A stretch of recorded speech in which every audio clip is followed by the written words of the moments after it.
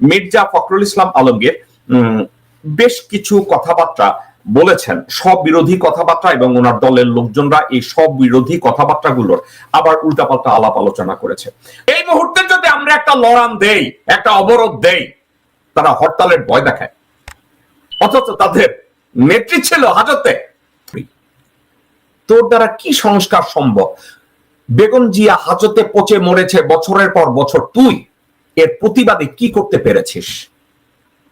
তুই তো পেরেছিস অমিত শাহের পেশাব খাওয়ার জন্য মাথাটা নোয়াইয়ে দিছিস, চেয়ারে বসা। ভারতে বাংলাদেশ থেকে কিডন্যাপ করে সব ভারতে পাওয়া যায়। ভারত যত জুলুম করেছে, বাংলাদেশের থেকে যত সম্পদ স্বাধীনতার সময় চুরি করেছে, ডাকাতি করেছে, রাজধানী করেছে, বাংলাদেশের বুদ্ধিজীবীদেরকে হত্যা করেছে, বাংলাদেশে হত্যা চালিয়েছে, 57 জন অফিসারকে খুন করেছে। একবার শুনেছেন মির্জা ফখরুল এটার উপরে কোনো কথা বলেছে? এই লোক বেগম জিয়ার উপদেষ্টা, এবং এই লোকরে তারেক রহমান রাত 3টায় কল করে আমাদেরকে অসুস্থ বানায় ছেড়ে দিচ্ছে। আমাদের দেশের রাজনীতিক অসুস্থ বানাইছে, আমার দেশের অর্থনীতিক অসুস্থ বানাইছে, আমার দেশের মানুষকে অসুস্থ বানাইছে, আমার দেশের মানুষকে গুম করেছে, খুন করেছে, হত্যা করেছে, ধর্ষণ করেছে। এখানে বিটারনেস না, they just become our solid enemy. আপনারা কি বুঝেছেন? ডক্টর ইউনূস কত কষ্টে বলেছে যে আপনারা এরপরে কাগজ সাইন করে যাইবেন, কারণ আমারে বলেন একটা, এখান থেকে দরজার সামনে বাইরে বলেন আরেকটা, আর জনগণের কাছে যেয়ে বলেন আরেকটা। আপনারা বুঝতে পারছেন এদের কথা কোন উত্তর দক্ষিণ আছে? বিএনপি একটা আর্টিফিশিয়াল আন্দোলন করেছে। এই আর্টিফিশিয়াল আন্দোলনটার নেতৃত্ব দিয়েছে মির্জা ফখরুল ইসলাম আলমগীর, মির্জা আব্বাস, আব্দুল্লাহ আল মিন্টু এবং আমির খসরু মাহমুদ, সামাও বায়েদ, রুমিন ফারহানা, এসব লোকজনরা একটা আর্টিফিশিয়াল আন্দোলন করেছে, এবং এই আন্দোলনটা তারা নিজেরাই চায় না সফল হোক। আজকে বিএনপি নির্বাচনের জন্য জনগণের সাথে কন্টিনিউয়াসলি মিথ্যা কথা, একটার পর একটা মিথ্যা কথা বলে যাচ্ছে। এত মিথ্যা কথা বলছে মির্জা ফখরুল এখন খেই হারায় ফেলায় যে 2 দিন আগে কি বলছে এবং আজকের কি বলছে। মির্জা আব্বাসের মতো লোকজনরা ভুলে যায় গতকালকের কি বলছে এবং আজকের কি বলছে। আমির খসরু মাহমুদরা ভুলে যায় গতকালকের কি বলছে, আজকের কি বলছে। অত্যন্ত মিথ্যাবাদী যারা, এই লোকগুলো কি করে, গতকালকের কি বলছে আজকে ভুলে গেছে। তো যে দল তাদের চেয়ারপারসনের মুক্তির জন্য একবার রাস্তায় নামে নাই, যেই দল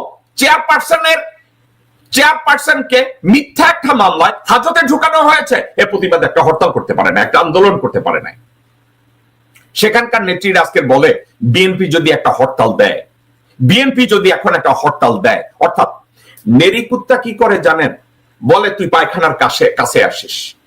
নেরিকুত্তাদের চরিত্র এটা, তারা কোথাও বাঘা কুত্তা দেখলে কামড় দিতে পারে না, কিন্তু নেরিকুত্তারা বলে তুই আবার পায়খানার সামনে আসিস।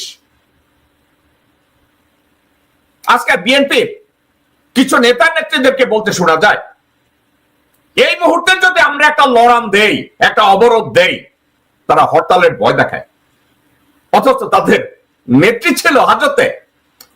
অন্যায় না করে, কোন অন্যায় করে না বেগম খালেদা জিয়া, কোন অন্যায়ের সাথে উনি জড়িত ছিলেন না। 3 বারের প্রধানমন্ত্রী, বিএনপির চেয়ারপারসন, তারা যাদেরকে নেত্রী বলে, সেই নেত্রী অন্যায় ভাবে হাজতে আছে। এই হাজতে থাকাটাকে তারা মেনে নিয়েছে। কেন জানেন?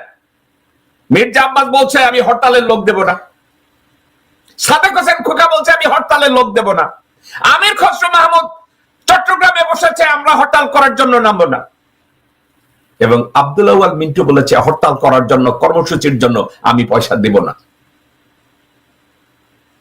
আর মোহাম্মদ সালাম আমেরিকায় উঠেছে, আলহামদুলিল্লাহ। তো এই দল এখন বলে যে জনগণের মুক্তি আনবে, জনগণের অধিকার আদায় করবে। আপনাদেরকে বলেন একটা নির্বাচন দিলে সংস্কার করবে, জনগণের প্রতিনিধি।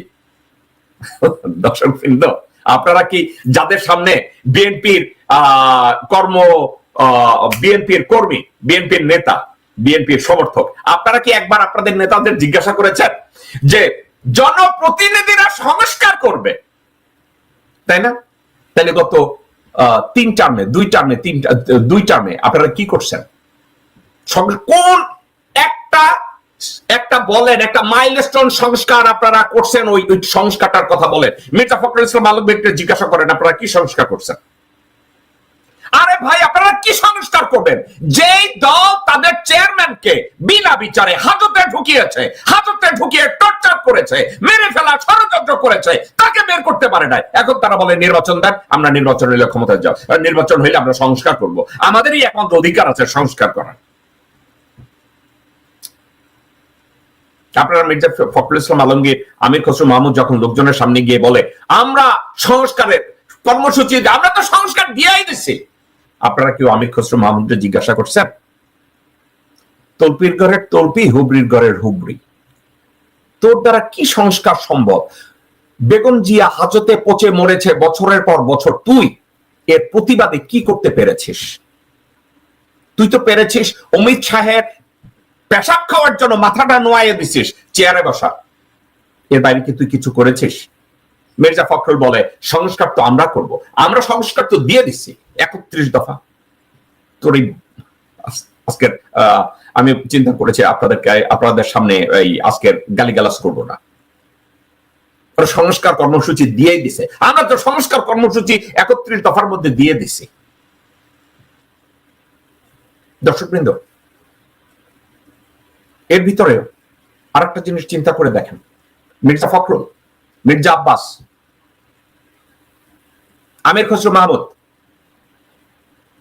আমানুল্লাহ আমান, সামাউবাইদ, ইকবাল হোসেন টুকু, সালাউদ্দিন, এদের কাউকে বলতে শুনেছেন জেনারেল ওয়াকারকে নিয়ে তার একটা কথা বলে? একজনকে শুনেছেন? আপনারা একটু টার্গেট করে দেখেন ওনারা জেনারেল ওয়াকারকে নিয়ে একটা কথা আপনাদের সামনে বলেছে কিনা। বলবে না? ইন্ডিয়ার আত্মীয়, শেখ পরিবারের আত্মীয়, তাকে নিয়ে কি কথা বলা যায়? বিএনপির এটা শোভা পায়?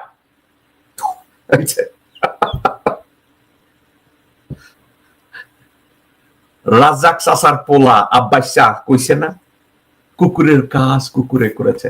এখন এই বলে কি ওটারে কি বলে, জেনারেল ওয়াকার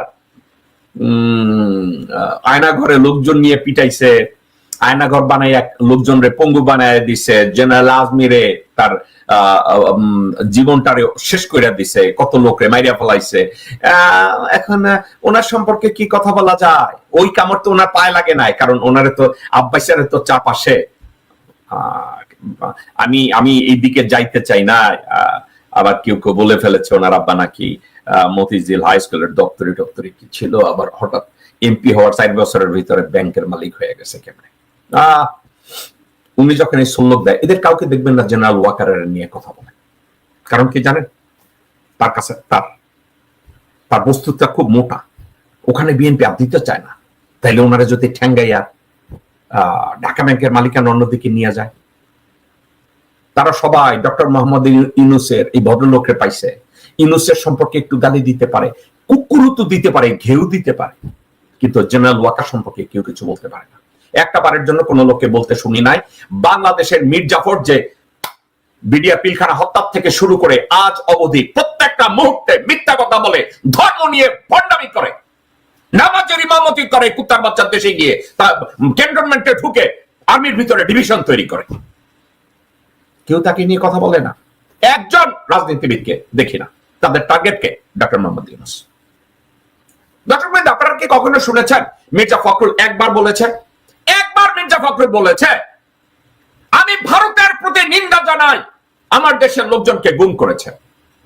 একবার মির্জা ফখরুলের মুখে শুনেছেন মির্জা ফখরুল বলেছে যে গুম করেছে? শুনেন নাই। মির্জা ফখরুল সালাউদ্দিনের পাশে দাঁড়ায় দাঁড়ায় বক্তৃতা দেয়, কিন্তু একবারও বলতে শুনেছেন সালাউদ্দিন বলছে আমার গুম করে নিয়ে গেছে ইন্ডিয়া? একবারও বলছে? আমি শুনি নাই। সালাউদ্দিন বলতেছে না, কারণ আসলে তো তাকে গুম করে নিয়ে 7 বছরের ট্রেনিং করাইয়া দিছে, যে ট্রেনিং এর জন্য সে যোগ্যতা অর্জন করছে এখন বিএনপির পরবর্তী মহাসচিব হওয়ার। দর্শকবৃন্দ, কথাটা বলেছেন না, আমি যোগ করছি না। আপনারা মির্জা ফখরুল ইসলাম আলমগীরকে কখনো শুনেছেন